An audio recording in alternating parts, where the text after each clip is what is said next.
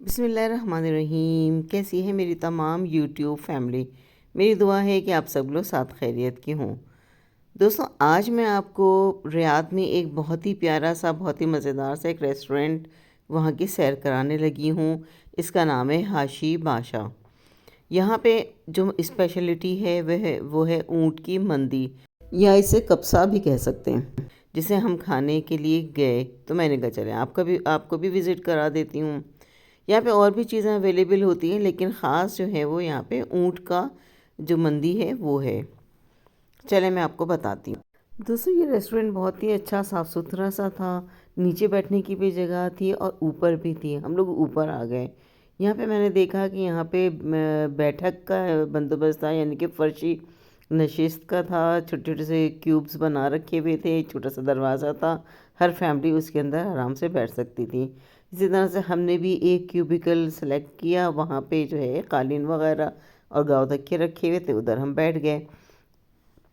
दोस्तों, हमारे बराबर वाले क्यूबिकल में जो बराबर का पोर्शन था वहाँ पे भी कोई फैमिली थी, लेकिन कोई प्राइवेसी का इशू नहीं था।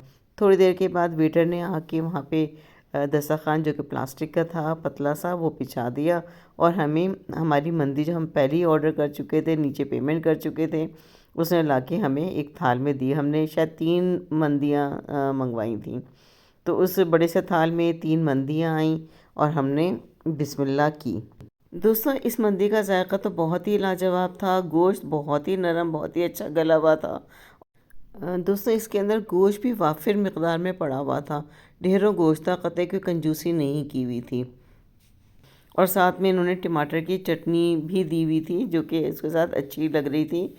वैसे चटनी के बगैर भी चावल बेहतरीन थे। इन्होंने क्वांटिटी भी बहुत ज़्यादा दी हुई थी। हम 4 लोग थे और एक छोटा बच्चा था, और हमसे ये पूरा नहीं ख़त्म किया गया। तो हम अपने साथ पार्सल जो बचा था वो लेकर आ गए। इसके साथ हमने कोल्ड ड्रिंक और मीठा भी मंगवाया था। 2 तरह के कोई डेज़र्ट्स थे, वो हमने खाए और फिर हम घर की तरफ रवाना हुए। हम यहाँ से ऊपर से सीढ़ियों से उतर रहे हैं।